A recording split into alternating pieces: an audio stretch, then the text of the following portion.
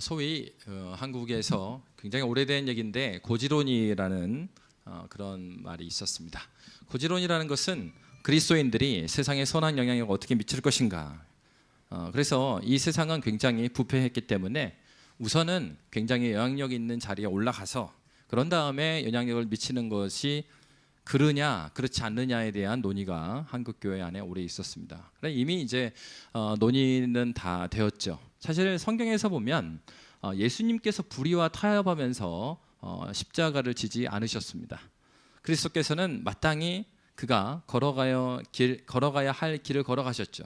예수님께서 하나님의 뜻을 이루실 때 예수님께서는 성인으로 이 땅에 오시지 않았습니다. 왜 그렇습니까? 하나님 나라의 백성이 되는 기준은 성경에서 율법을 다 지켜 행하는 것이었습니다. 그러나 사람들은 그 율법을 다 행할 수 없었죠. 바로 그 행할 수 없는 것을 예수께서 다 행하신 것입니다. 그렇기 때문에 예수께서는 인간의 몸을 오셔서 인간이 해야 될 그 길을 다 걸어가신 겁니다. 사실 우리 예수님의 삶이 십자가만 필요하다면 예수님은 공생에 시작할 때 성인으로 오시면 되죠. 그러나 하나님이신 그분도 자신이 말씀하신 그 말씀대로 그것을 다 지켜 행해서 죄를 갚으시기 위해서 그가 인간으로 태어나셔서 그 길을 걸어가셨어요. 무엇을 보여주신 것입니까? 하나님의 뜻을 우리가 행한다, 하나님 말씀대로 산다고 했을 때 그것은 목표만 바를 뿐만 아니라 그 방법에 있어서도 하나님께서 뜻하시는 방법이어야 된다는 것을 보여줍니다. 오늘 사사기 말씀은 이제 이스라엘 전체가 사사기 시대에 얼마나 타락했는지를 보여주는 거죠.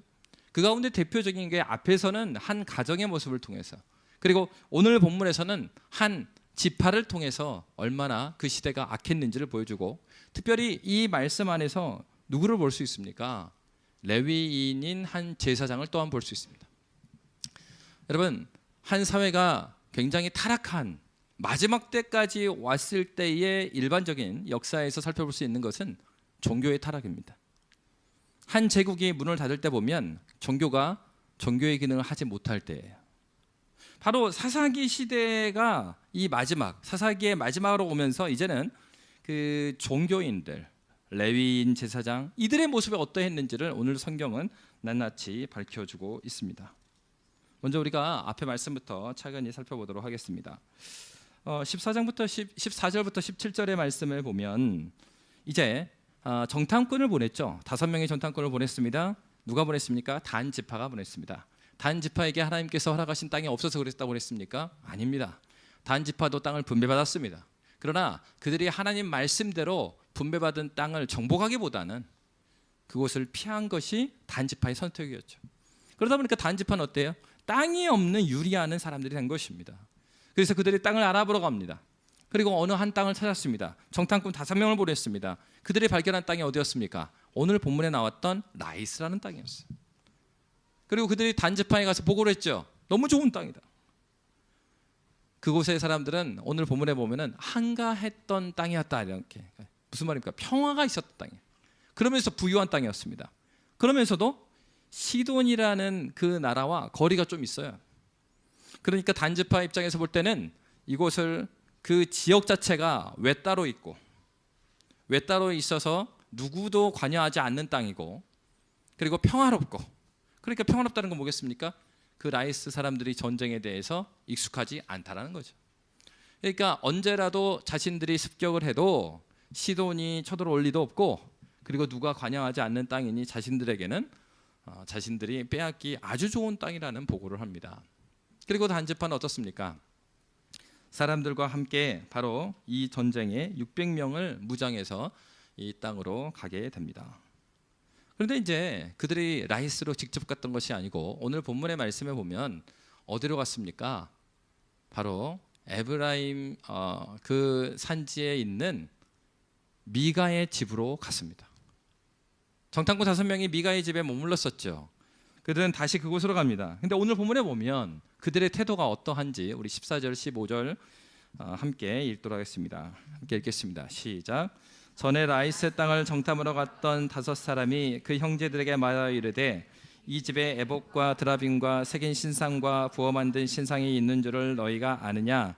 그런즉 이제 너희는 마땅히 행할 것을 생각하라 하고 5사람이 그쪽으로 향하여 그 청년 레위 사람의 집 곧 미가의 집에 이르러 그에게 문안하고, 우리 17절까지 계속 읽을게요. 시작.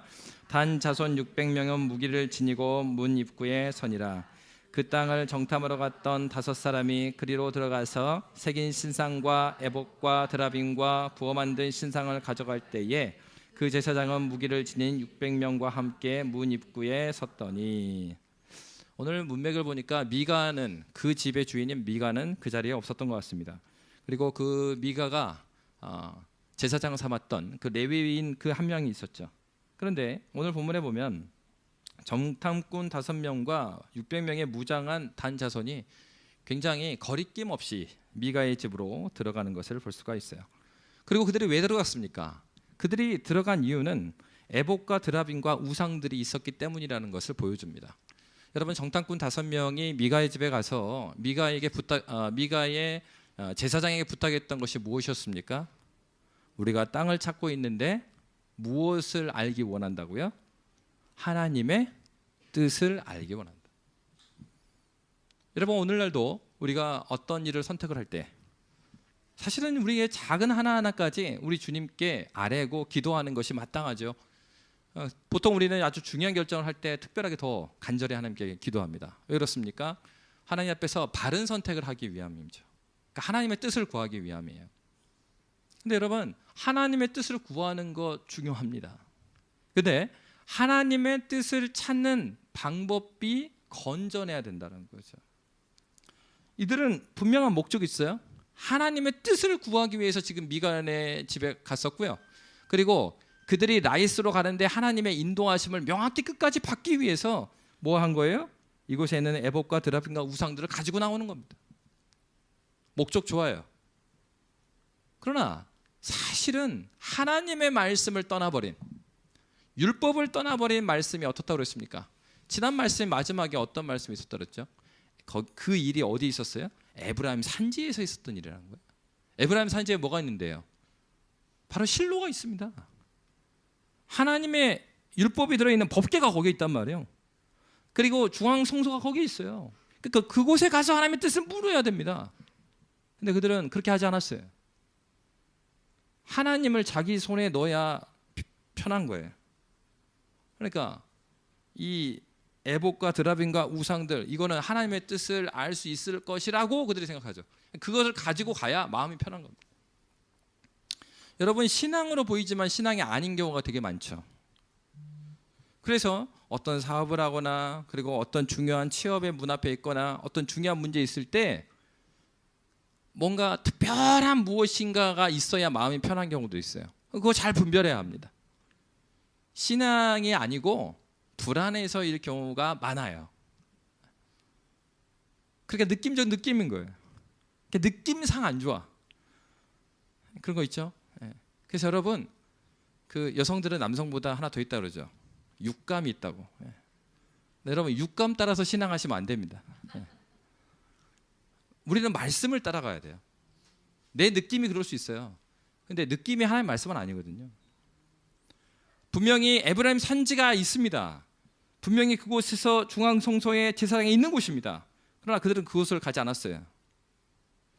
그들은 한 개인이, 그것도 불법이죠. 레위인을 자기 제사장 삼는 거, 그러는 성경에 있을 수 없어요. 시대가 악하니까 어때요? 레위인도 자기가 먹고 사는 문제로 인해서 서로가 합해서 제사장 시키고 또 하겠다 하고, 자기의 유익을 위해서 한 지배안의 제사장이 되는 시대. 그리고 어떻습니까?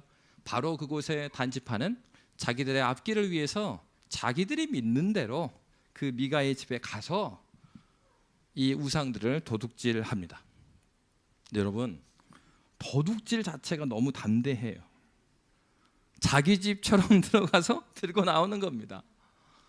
그게 그 미가의 집에 있던 제사장 어떻게 했어요? 황당하죠. 이게 지금 눈앞에서 이게 뭐 하는 거지? 지난번에 재워줬더니만 지금 뭐 하는 건가? 그런 생각 들지 않겠습니까?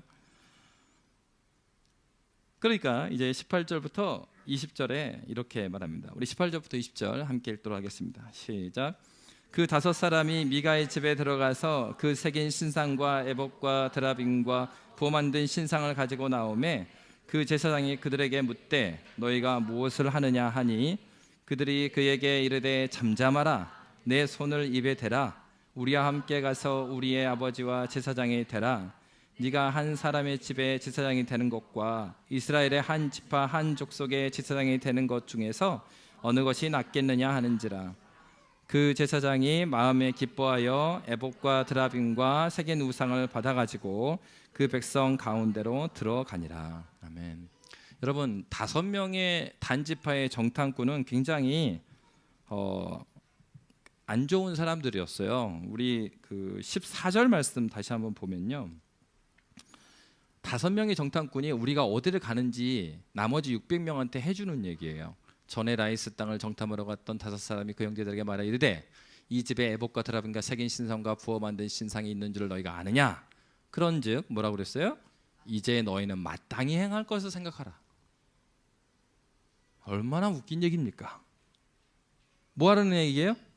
입으로만 도둑질하지 말라고 직접적으로만 안 했지 뭐 하라는 얘기예요? 야 훔치자. 우리 힘 세니까 그렇게 행해야. 근데 가관입니다. 사실 18장은 우리가 방금 읽었던 18절에서 20절의 말씀에 보면 그것을 보니까 이 제사장이 황당하죠. 그래서 18절에 뭐라고 그랬습니까? 그 제사장이 그들에게 묻되 너희가 무엇을 하느냐? 지금 뭐 하고 있는 거야? 이렇게 말합니다. 근데 19절에 보면 이 단지파가 이렇게 답변을 해요. 그들이 그에게 이르되 잠잠하라 내 손을 입에 대라. 무슨 얘기 말이죠? 무슨 얘기죠 이게? 야 조용해. 600명을 몰고 와갖고 하는 얘기가 야 조용 안 해? 이러는 거예요. 그러니까 이게 그렇게 하나는 그 협박을 한 거죠. 그리고 또 하나는 그 다음에 우리와 함께 가서 우리의 아버지와 제사장이 되라. 너무 웃기지 않습니까? 입 다물어 이렇게 협박을 한 다음에 너 우리 아버지와 제사장이 되라. 그러니까 이 표현은 우리 지파의 제사장이 되라는 얘기예요. 그래서 어떻게 제시합니까? 네가 한 사람의 집에 제사장이 되는 것과 이스라엘의 한 지파 한 족속의 제사장이 되는 것 중에서 어느 것이 낫겠느냐. 이것은요 지금 하나님의 뜻을 물어서 가는 게 아니고 뭐라고 있는 거예요? 자기 힘 자랑으로 해서 힘이 세니까 마음대로 해도 된다는 생각 갖고 있는 거예요. 이게 신앙입니까? 정치하고 있어요. 그것도 아주 나쁜 정치. 힘으로 압박해서 협박해서 자기의 뜻을 그리고 어떻게 하는 거예요? 뺏어가는데 야, 네 인생 내가 보장해 줄게 그런 얘기하는 거죠. 그러니까 이 시대가 어떤 시대라는 거예요? 하나님께서 아브라함에게 가나안 땅을 약속하셨을 때 그 땅을 너에게 줄 것이다. 왜 주냐면 하나님의 의와 공도가 있는 땅으로 만들기 위해서. 아브라함에게 약속하신 그 땅. 그럼 그 땅에서 뭐가 드러나야 돼요? 하나님의 의와 공도. 그것은 하나는 바른 재판이었어요. 무슨 얘기입니까? 공정한 사회가 되도록 해라는 거예요. 아브라함한테 가나안 땅 약속하면서. 그럴 뿐만 아니라 또 하나는 그 땅 가운데서 헐벗은 자들에 대한 긍휼함. 다시 말하면 공의와 사랑에 있는 땅을 위해서 너 준다는 거예요. 이 땅을. 그러면은 이 땅에서 하나님께서 원래 가나안 백성들한테도 그 땅을 주신 이유가 뭐라는 얘기예요? 원래 그들이 공의와 사랑에 이 땅을 만들으라고 줬다는 얘기예요. 근데 이 사사기 시대는 그 땅을 정복한 이스라엘이 그곳에 원래는 하나님의 성품이죠. 공의와 사랑이. 그러면 하나님의 성품으로 그 땅을 변화시키라고 보내셨어요. 근데 지금은 어떤 상태입니까? 전복이 됐습니다. 이스라엘이 가나안을 변화시킨 게 아니고 그 땅의 정신으로 변화된 그들을 보여주고 있는 거예요. 여러분 오늘날 우리가 이 세상을 살아가고 우리가 공부를 하고 일하고 그러잖아요. 그러니까 우리 자꾸 물어야 되거든요. 신앙이 없는 사람도 묻습니다. 반복되는 일 하다 보면요. 엄마 이거 왜 계속 해야 돼? 거기에 굉장히 심오하고 철학적 질문이 있는 거예요. 엄마 내가 왜 이렇게 공부를 해야 돼? 왜 엄마는 공부만 시켜? 그 우리 물어야 됩니다. 여러분 왜 주일마다 예배하러 나오십니까? 왜 우리가 이렇게 살아야 되죠? 질문을 해야 합니다. 프라인 셰퍼는 그렇게 말했다고 합니다. 정직한 질문에는 정직한 답변이 기다리고 있다. 여러분, 신앙은요, 질문하는 거예요. 하나님 앞에 정직하게 물어야 합니다. 묻지 않고 우하고 살아간 역사가 이 사사기 역사예요. 하나님께 묻지 않고 우하고 그 시대에 맞춰서 그런 거죠. 제사장이 막, 야, 그만 말해. 우리 이제 가나안 땅에 왔잖아. 그러니까 로마에 가면 로마법을 따르라고, 우리가 유목민으로 살 때가 아니라 지금 농사 짓는 거잖아. 야, 그만 시끄러워. 그만 말해. 가나안 왔으니 가나안 법을 따라야지. 그렇게 어떻게 됐습니까? 자신들이 가나안인이 돼버린 거예요. 혈통으로만 이스라엘입니다. 혈통으로만 선택됐지 그들의 정치는 이미 가나안 백성보다 더하죠. 왜요? 한 집을 이 강도질을 하는 데 있어서 전혀 문제없이 제시하고 그것을 받아. 야, 너희가 마땅히 해야 될 일이 뭔지 알겠지? 도둑질하자는 얘기잖아요. 강도질하자. 그리고 더 웃기는 거는 그것 가운데 이것을 따지러 나왔던 제사장입니다. 이 제사장이라는 사람, 이 사람이 처음에는 따집니다. 야, 너희들 지금 뭐 하는 거지? 그러니까 뭐라 그래요? 조용히 해. 그런 다음에 뭐라 그래요? 야, 너 이 한 집에서 그냥 제사장 하는 것보다 우리 지파의 제사장 하는 게 길이 좋잖아. 그런 거죠. 야, 너 이렇게 작은 교회 목사하는 것보다 저 대형 교회 자리가 났는데 거기 가는 게 좋잖아. 그 네 앞길 펼쳐지는데. 목회자도요, 종교적 야망이 있는 사람들이 있어요. 이게 꿈이 2만 명 교회가 꿈이야. 그런 사람들은 목사를 하면 안 돼요.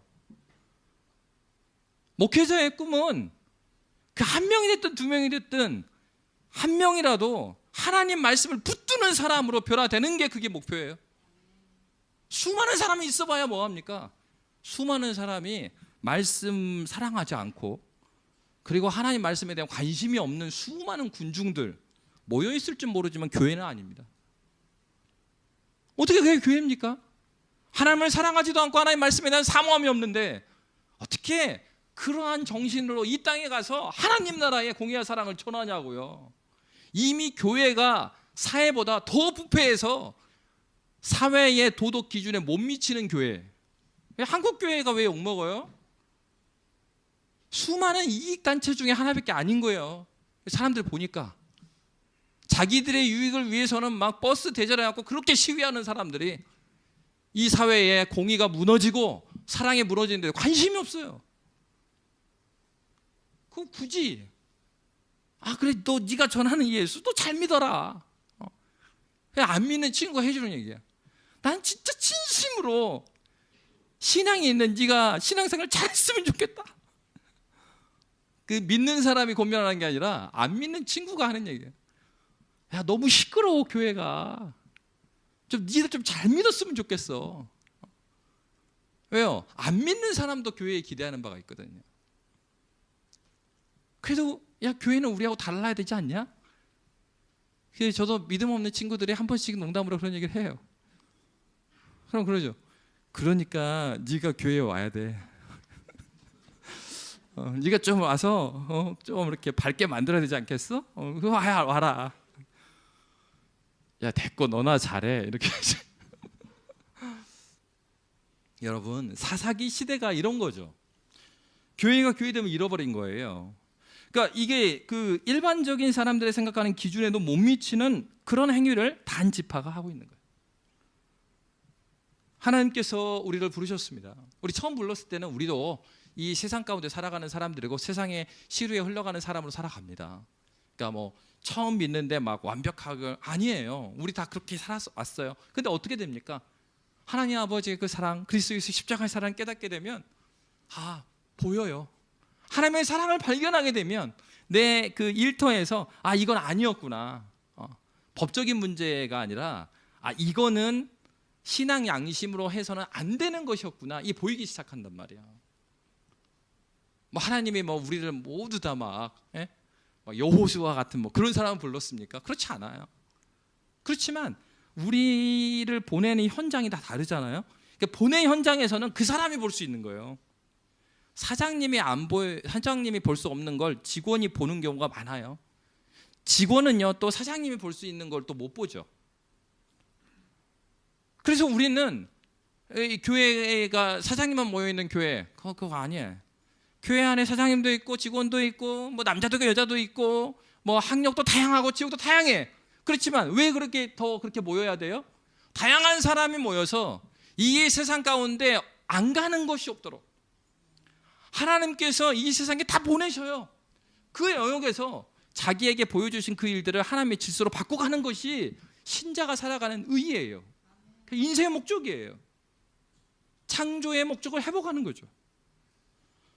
바로 하나님께서 그들의 부르신 가운데 그들을 불렀음에도 불구하고 오늘 보면 어떻습니까? 레위인 제사장이 얼마나 웃깁니까? 20절 말씀 우리 함께 보도록 하겠습니다. 20절 함께 읽습니다. 시작.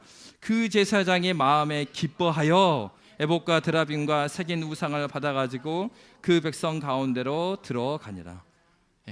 제사장이 뭘 기뻐했어요? 야, 내가 지난번에 한 가정의 제사장인데 지파의 제사장이라고 기뻐합니다. 제사장이 하나님 말씀, 하나님께 예배드리고 그리고 하나님을 섬기는 거 기뻐해야 되는데 내가 종교적 출세가 열려 있구나. 그래. 그 쳐들어가는 사람들이나 또 이 협박과 회유에 넘어가는 사람이나 그 시대가 어떤 시대였는지를 우리에게 보여주는 겁니다. 영적인 무질서와 부패의 심각성을 사사기는 증거하고 있습니다. 굉장히 더러운 뒷거래가 일어나고 있는 것이죠. 여러분 그때 그렇게 하고 그들이 이제 떠나갑니다. 그런데 21절부터 26절에 보면 그 이후에 미가가 온 것 같아요. 미가가 오니까 아니 여기 제사장도 없고 그리고 그 안에 있는 우상들이 다 없었어요. 놀랍니다.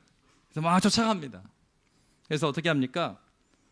24절의 말씀에 보면 이렇게 되어 있습니다. 미가가 이르되 내가 만든 신들과 제사장을 빼앗아갔으니 이제 내게 오히려 남은 것이 무엇이냐? 너희가 어찌하여 나더러 무슨 일이냐고 하는지라. 쫓아오니까 왜 쫓아와 이렇게 말을 하죠. 그러자 미가가 야 니들이 내가 만든 신들과 제사장 다 뺏어갔으니까 내 인생에 남아있는 게 뭐냐. 미가 같은 경우에 굉장히 우리로 보면요 신앙이 있는 것처럼 보이는 사람이에요. 여기서는 우리가 이게 우상 숭배하고 있다 뭐 이렇게 보니까 이렇게 보이지만 사실은 뭐 한 겁니까? 자기 가정에서 제사장도 있고 뭐도 다 있는데 그 중에서 이 사람의 중심은 제사장과 신상이었던 거예요. 이게 사라지니까 이거 사라지니까 나에게 남는 게 뭐냐라고 말하는 이 말 자체가 뭘 보여주는 거예요? 이 사람에게 있어서는 이 사람은 굉장히 종교성이 아주 강했던 사람이에요. 미가는. 야, 내 그 종교적인 측면 그것을 만족시켜주는 그거 가져가면 어떡해? 여러분 이런 측면에서요 우리가 예수를 믿는데 바로 믿어야 되거든요. 미가한테 종교성은 굉장히 심했지만 이 사람에게는 바른 신앙이 없었어요. 이 종교성 안 믿는 사람에게도 종교성이 있는 게 많아요. 근데 이 종교성이 그리스도 예수와 만나야지 바로 세워지거든요. 그러니까 이 미가에게 있어서는 하나님의 뜻을 대해서 구하기 위해서 제사장 만들어놨죠. 근데 하나님의 뜻에 대해서 궁금하지만 이 사람은 그 에브라임 산지에 있는 이 사람도 마찬가지로 그 율법과 그리고 법계가 있는 제사장 찾아가지 않았어요. 바르게 알려는 대가는 지불하지 않아요. 그렇지만 자기의 종교성은 채워야 됩니다. 여러분 오늘날 교회 생활도 그렇게 하는 경우들이 있습니다. 그러니까 여러분 이거 우리가 예수 믿을 동안 계속해서 점검해 봐야 돼요. 내가 지금 은혜 받고 내가 간절한 마음이고 이 마음이 하나님을 향한 마음이냐 아니면 나의 종교적인 부족함을 채우려고 하는 것이냐. 진정으로 사랑하면 어떻습니까? 사랑은요 주는 데서 기쁨을 얻거든요. 사랑하는 대상에게서 나를 내어주는 것이 내 기쁨이 되는 것이 사랑입니다. 신앙생활은 내가 사랑하는 그 하나님께 나를 내어드리고 나의 어려움과 바울의 표현에는 내 육체는 후패하나 육체는 계속해서 힘들어지지만 내 영혼이 주님과 함께하는 것이 나의 기쁨입니다. 바울의 고백이에요. 그 신앙이라는 것은 무엇이에요? 내가 사랑하는 그 하나님의 뜻을 이루어지는 것이 내가 나를 깎아내리고 내가 힘들더라도 그것이 내 기쁨이 되는 것이, 그것이 신앙이죠. 근데 내 신앙생활이 나에게 무엇을 채우기 위해서, 내 심리적인 빈자리 채우기 위해서, 내 경제적인 빈자리 채우기 위해서, 내 관계의 구멍난분 채우기 위해서 그렇게 신앙을 시작할 수는 있지만, 시작한 신앙생활이 계속 그 수준 안에 머물고 있다면 그는 참다운 사랑을 경험하지 못한 상태에 이르는 거예요. 예수 사랑하게 되면 어떻습니까? 철저하게 자기 부인을 계속 하게 되거든요. 나를 버리는 훈련을 죽을 때까지 하는 거죠. 그렇게 하면서 그러면 죽을 때까지니까 너무 괴로운가? 분명히 인간적인 괴로움이 있는데 그 가운데, 그 괴로움 가운데 주시는 하나님을 더 깊이 알아가는, 하나님이 주시는 평강과 그 안에 사랑이 있는 것이죠. 그게 신앙입니다. 오늘 본문에서 말하고 있는 이 사람들의 모습을 보십시오. 제사장이나 이 미가나 그리고 이 단지파나 하나님을 위해서 가고 있습니까? 하나님은 안중에 없어요. 단지파 재밌죠? 민족의 앞날을 위해서 하는 겁니다. 이런 대의도 조심해야 돼요. 단지파의 대의, 우리가 살기 위해서, 야 내가 나만 잘 먹고 살자고 그런 거냐? 이렇게 해야 교회가 저기 하지 않겠어? 얼마나 대의로 좋아요. 그러면서 어떤 걸 하는 거예요? 불법을 막 제왕하는 거예요. 네. 야 내가 뭐 나 혼자 잘 되자고 그래? 우리 다 같이 잘 되자고 하는 일이지. 그 단지파가 지금 하는 거 그거예요. 여러분, 아닌 건 아닌 겁니다. 분명히 우리 주님은 우리에게 말씀하셨습니다. 이들에게 절대 의존하는 마음이 있긴 있어요. 지금 미가에게 절대 의존하는 마음이 있죠. 이 제사장과 우상에 대한 절대 의존하는 마음이 있어요. 근데 그 마음이 하나님을 향해 있지 않다라는 게 문제입니다. 신앙생활하고 예배를 드려요. 그리고 간절함도 있어요. 근데 그 간절함이 자기의 부족한 걸 채우기 위해서 여기 앉아있는 간절함이라면 그건 신앙과 상관이 없어요. 미가가 얼마나 종교적으로 뛰어난 사람입니까? 자기 집안에 제사장까지 세우고 그거 다 자기가 월급 주는 거 아닙니까? 그걸 다 감수하고까지 그렇게 하는데 얼마나 열심히 있는 사람이에요. 근데 그 마음이 하나님께 향하지 않은 것. 우리가 드려야 될 고백은 무엇이겠습니까? 요한복음 6장 68절에 이렇게 말하고 있어요. 우리 함께 읽도록 하겠습니다. 요한복음 6장 68절입니다. 시작. 주여 영생의 말씀이 주께 있사오니 우리가 누구에게 가오리까? 우리의 마음은 영생의 말씀에 있어야 되는 거죠. 주님의 말씀에 있어야 되는 겁니다. 단 자손을 보십시오. 자기보다 더 약한 자들에게 이 겁박을 합니다. 25절의 말씀에 보면 단 자손이 그에게 이르되 내 목소리를 우리에게 들리게 하지 말라. 노한 자들이 너희를 쳐서 내 생명과 내 가족의 생명을 잃게 할까 하노라 하고 단 자손이 자기 길을 간지라. 미가가 단 자손이 자기보다 강한 것을 보고 돌이켜 집으로 돌아갔더라. 여러분, 힘이 지배하던 시대, 하나님 말씀이 지배하는 시대가 아닙니다. 힘이 지배하는 시대예요. 하나님의 주의 영생의 말씀이 여기 있사오니 내가 어디로 가겠습니까? 주의 말씀을 붙들고 하나님 말씀 때문에 여기 있습니다라는 고백이 우리 가운데 있어야 되는 거죠.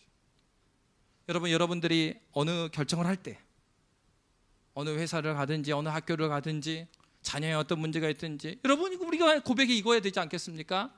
이 대학도 좋고 이 대학도 좋지만, 그리고 이 회사도 좋고 이 회사도 좋지만 기도하자. 정말로 하나님의 말씀 앞에 내가 필요한 곳에 하나님께 보내시는 하나님의 인도하심을 구하자. 그러려면 우리가 말씀을 붙들고 더 기도하고 말씀 앞에 나아가야 되지 않겠냐. 그래서 내가 기뻐하는 쪽 말고 하나님이 기뻐하실 만한 자리를 가자. 그것이 부모의 권면이고 또 자녀의 고백이 돼야 되겠죠. 이 말씀 앞에 당당한 사람은 여기에 누구도 없을 거예요. 그렇지만 이 말씀을 우리는 포기하는 삶을 살아서는 안 되죠. 하나님께서 여전히 이것을 위해서 우리를 이 땅에 보내셨기 때문입니다. 단지파는 자기의 욕심을 따라 그 길을 쭉 나갑니다. 27절부터 31절에 보면 그들이 마지막을 어떻게 하고 있는지를 보여주고 있습니다. 우리 27절 말씀부터 함께 읽겠습니다. 시작.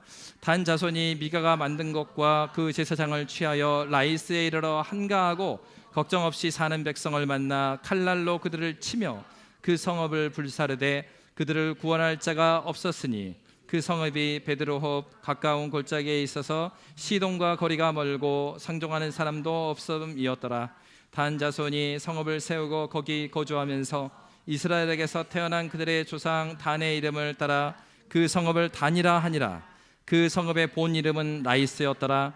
단 자손이 자기들을 위하여 그 새긴 신상을 세웠고 모세의 손자요 게르솜의 아들인 요나단과 그의 자손은 단 지파의 제사장이 되어 그 땅 백성이 사로잡히는 날까지 이르렀더라. 하나님의 집이 실로에 있을 동안에 미가가 만든 바 새긴 신상이 단 자손에게 있었더라. 아멘. 여러분, 사사기 저자가 31절에 뭐라고 말하고 있어요? 하나님의 집이 실로에 있을 동안에. 그러니까 이 일이 어디에서 일어나는 겁니까? 에브라임 산지에 일어난 거예요. 그곳이라고요. 거기 그 동네예요. 그 동네. 그 동네. 하나님의 집이 실로에 있는데 하나님께 나아가지 않고 자기 소견에 오른 대로 마음껏 행하는 것을 바로 그 옆에서 그 일을 하고 있었던 겁니다. 그리고 어떻게 해요? 라이스에 가서 공의롭게 그곳을 정복하는 게 아니라 그 사람들이 만만하니까, 말 그대로 힘이 약하니까 거기서 그 사람들을 다 쫓아냅니다. 도움을 요청할 길이 없는 거예요. 힘이 지배하는 시대. 이 세상은 힘이 지배합니다. 우리는 계속해서 우리 자신에게 하나님의 말씀이 나를 지배하고 있는지를 계속해서 훈련해야 합니다. 왜 고지론이 문제가 될까요? 그 고지까지 올라가는데 수많은 유혹이 있었을 겁니다. 하나하나 작은 파도를 못 넘은 사람이 어떻게 더 많은 결정해야 될 그 자리에 가면 정말 하나님을 위해서 큰 결정을 어떻게 합니까? 이미 그 전에 타협할 거 다 타협한 사람이. 여러분, 불의가 있는 사람들 그렇지 않아요? 말도 안 되는 그러한 권력을 휘두르는데 그 앞에 아부나 하지. 왜? 자기도 너무나 더러운 게 많으니까. 그 말은 무엇입니까? 그 자리에 오기까지 얼마나 많은 타협과 회유 가운데 악수한 거예요. 정의를 말하고 공의를 말하는 사람은 없는 거예요. 그래서 시대가 어두운 거죠. 사사시 시대가 그래요. 어두워요. 누구도 말하지 않아요. 이 말해야 되는 제사장도 자기 영달을 위해서 악수합니다. 여러분, 그러한 나라에 자녀들이 살게 하고 싶으세요? 미래가 없는 거 아닙니까? 정말로 하나님의 공의와 사랑에 있는 그러한 나라. 정말 우리가 이 땅에 있지만, 우리 외국인으로 있지만 우리에게 맡겨준 영역 안에서 하나님의 어떠하심을 내가 드러나는 데 쓰임 받는다면 내 때가 아니더라도 내 다음 세대에서는 더 크고 넓고 기쁘신 하나님을 알아가야 되잖아요. 바로 그러한 나라를 경험하는 걸 꿈꾸는 거 아닙니까? 바로 성경은 우리에게 그 얘기를 하고 있는 것입니다. 집이 지배하는 시대였습니다. 더 놀라운 걸 보십시오. 오늘 본문에서 무엇이라고 밝히고 있습니까? 그 땅을 정복해버리고 이들이 뭐 했어요? 그 땅 이름을 바꿨습니다. 단이라고 이름을 바꿨어요. 여러분, 역사에서 보면, 성경에서 보면 하나님께 이름을 바꿔주는 경우가 있어요. 그죠? 그래서 사레가 사라가 되죠. 아브라함이 아브라함이 되죠. 이거 하나님이 바꿔준 겁니다. 근데 여기서는 누가 바꿔요? 자기들이 바꿔요. 자기들이. 왜? 자기들의 그 더러운 역사를 지우기 위해서 자기들이 바꿉니다. 여러분, 하나님 앞에 이렇게 공의롭지 못한 것들은 지워지지 않아요. 사람은 몸부림치면서 지우려고 합니다. 그러나 지울 수가 없습니다. 심지어 단지파는 그랬고, 이 제사장의 이름이 이제 나와요. 30절 말씀 보면 단 자손이 자기들을 위하여 그 새긴 신상을 세웠고 모세의 손자요 게르솜의 아들인 요나단과 그의 자손은 단 지파의 제사장이 되어 그 땅 백성이 사로잡히는 날까지. 그 땅 백성이 사로잡히는 날 언제죠? 이스라엘이 망한 날이에요. 이 북이스라엘 쪽이니까. 북이스라엘이 망할 때까지 거기서 제사장 노릇을 했다는 겁니다. 누구 조상이 누구래요? 모세예요. 여러분, 신앙에 있어서 집안 자랑하지 마십시오. 자기 아버지가 목사든 자기 할아버지가 선교사한테 그날 전도했을 때 그런 청년이 있었어요. 이름만 들어도 아는 저기 명동에 있는 교회. 아버지 장로님, 어머니 권사님이래요. 전도하는데 만났어요. 나한테는 안전해도 된대. 왜 그렇습니까? 그러니까 난 뭐 우리 증주 할아버지 때 우리 증주 할아버지가 저보고 그러더라고. 저기 학생은 누구한테 아버지가 전도받았냐, 언제부터 예수 믿었냐 물어봐. 우리 아버지 때부터 그랬다. 막 웃더라고요. 그 아버지는 누구한테 전도받았냐고. 그냥 뭐 고모 할머님이 전도했다. 근데 우리 증조 할아버지는 선교사님한테 전도받았다고. 이런 거죠. 너랑 나랑 급이 다르잖아. 내가 4대인데 너 2대가 와갖고 무슨 복음을 전해. 됐어. 신앙은 그렇지 않습니다. 성경의 증거가 그렇잖아요. 믿음의 자손들의 가운데 하나님 나라 백성들을 핍박하는 사람들이 계속 나와요. 신앙인이었는데 자녀가 뭐 아주 그런 게 드물다는 거를 성경이 보여주고 있어요. 얼마나 죄가, 우리가 생각한 것처럼 죄가 쉬운 게 아님을 성경은 보여주는 겁니다. 만만한 게 아니에요. 죄를 이긴다라는 거는 우리가 조금 노력해서 되는 문제가 아니라는 거를 성경은 보여줘요. 수많은 믿음의 선배들이 나오지만은 믿음의 선배들 가운데 얼마나 말도 안 되는 사람이 많아요. 사무엘이 얼마나 뛰어난 사람이었어요. 엘리가 얼마나 뛰어난 사람이었어요. 그들의 아들들은 신앙이 없었어요. 엘리의 아들들을 하나님께서 바로 죽여버렸어요. 너무 타락해갖고. 여러분, 신앙에 있어서 우리 어머니가 기도해서 저는 안전합니다. 착각하지 마십시오. 어머니가 은혜의 사람이지 당신은 은혜의 사람이 아니에요. 나는 지옥 자식인 거예요. 내가 하나님을 못 만났는데 마치 내가 천국의 마당에 있다라는 그런 생각을 하고 살아가는 것 얼마나 큰 착각입니까? 우리 조상이 여러분 뭐 많이 올라가도 우리는 단군의 자손이다 노래가 있잖아요. 이 사람은요 조상이 모세예요. 하나님을 직접 만났던 모세라고요. 근데 이러고 있어요. 왜요? 하나님 말씀을 떠나니까 어떻게 살아갑니까? 자기 소견에 오르는 대로 살아가도 전혀 문제가 되지 않는 것입니다. 신앙은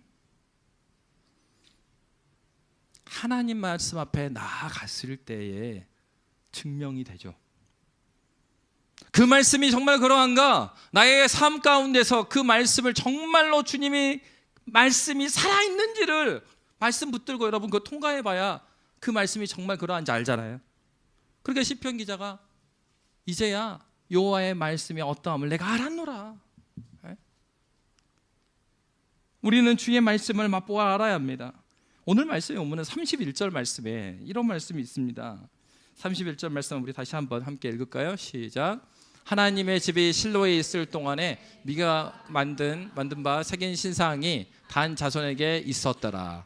여기에 이제 한글 성경에는 아주 구체적으로는 번역이 안 돼서 약간 의역이 되어 있는 건데 31절의 말씀을 그 원어에서 사역을 해보면 이렇게 되어 있습니다. 그거 있나요? HBS로 되어 있을 거예요. 없으면 제가 읽어드릴게요. 여기 있네. 요거 함께 읽겠습니다. 시작. 그들은 하나님의 집이 실로에 있는 모든 날에 자신들을 위하여 미가가 만든 조각한 우상을 두었더라. 원어에 보면은 자신들을 위하여 이렇게 돼 있어요. 가장 큰 게 뭘까요? 하나님을 위한 것이냐, 자신들을 위한 것이냐 하는 것입니다. 우상 숭배의 본질은 자기를 위한 것이에요. 여러분 여기 예배드리고 있지만 여러분들 자기를 위해서 여기 나와 있으면 그게 우상 숭배입니다. 내가 여기 있는 거 주님의 기쁨이 되기에 있는 거예요. 나 주님의 기쁨 되기 원하네. 왜요? 그 하나님의 사랑을 깨닫게 되니까 주님의 기쁨 되는 것이 내 인생의 목적이 아닐 수가 없는 거예요. 내가 사랑하는 그 하나님의 뜻이 이루어지는 것이 내 기쁨이 되는 것입니다. 그게 성경의 증거고 신앙의 선배들의 신앙의 모습이었고 우리의 경험입니다. 우상의 핵심적인 문제는 자신을 위함입니다. 오늘 본문에 나와 있는 모든 등장인물들은 철저하게 자신을 위해서 살아갔습니다.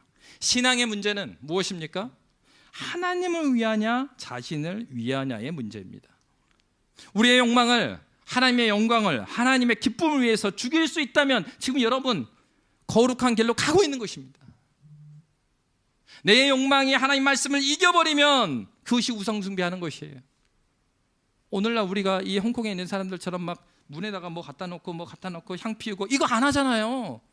그런데 눈에 보이는 우상 숭배는 하지 않을지 모르지만 우리의 심령 가운데 있는 우리의 정욕과 나의 꿈과 나의 비전이 하나님께서 우리를 이 땅에 보내신 목적보다 우선한다면 우리는 바로 이 단지파가 하고 있는, 그리고 이 레위 그 한 제사장이 하고 있는 그 길을 걸어가고 있는 것입니다. 하나님을 위한 삶은 힘의 크기보다 힘의 방향을 더 중요하게 생각합니다. 바울은 그렇기 때문에 바울은 자기의 약함을 자랑했죠. 고린도전서 1장 18절입니다. 이 말씀 함께 읽고 마치겠습니다. 함께 읽겠습니다. 고린도전서 1장 18절이요. 바울이 자기의 약함을 자랑합니다. 자, 함께 읽겠습니다. 시작. 십자가의 도가 멸망하는 자들에게는 미련한 것이요 구원을 받는 우리에게는 하나님의 능력이라. 아멘. 여러분, 십자가의 능력을 위해 살아가는 저와 여러분이 되시기를 주의 이름으로 빕니다. 이 시간 함께 기도하도록 하겠습니다. 여러분, 말씀을 통해서 우리 각자에게 하나님께 주신 말씀이 있을 것입니다. 우리도 그런 사람이었어요. 우리도 단지파 같은 사람이었습니다. 이것은 완벽하게 우리가 살 수 있다는 것을 말해주는 것은 아닙니다. 우리도 힘이 따라가는 대로 그러한 삶을 살아왔었습니다. 자기를 위한 인생 살았습니다. 그러나 성경은 분명히 증거하고 있습니다. 그 길은 길이 아니라고 보여주고 있습니다. 여러분, 남의 얘기 듣는 건 너무나 쉽습니다. 그러나 우리의 문제는 쉬운 문제가 아닙니다. 우리가 그 현장에 있기 때문이죠. 여러분, 이 시간 기도했으면 좋겠습니다. 그 현장에 우리만 있는 거 아니잖아요. 우리 주님이 함께 계시잖아요. 그 자리에 계시잖아요. 하나님께 은혜를 구했으면 좋겠어요. 하나님, 내 힘으로는 이길 수 없습니다. 하나님, 그때에 성령 하나님께서 들려주신 말씀 떠오르게 하여 주셔서 힘있게 하나님의 질서를, 하나님의 기쁨을 위해서, 하나님 나라의 질서를 위해서, 창조의 목적을 위해서 싸워나갈 수 있는 영적 힘을 허락하여 주십시오. 말씀을 떠오르게 해주십시오. 나와 함께 하여 주십시오. 하나님께서 우리 자녀에게, 하나님 아버지 우리 사업 가운데, 우리 교회 위에, 하나님 아버지 우리 가정 위에 하나님께서 인도하시고 이끌어달라고, 예수 십자가로 믿음을 가지고 말씀 따라 살아가는 믿음의 공동체가 되게 해달라고 하나님께서 인도하여 달라고 이 시간 함께 기도하도록 하겠습니다.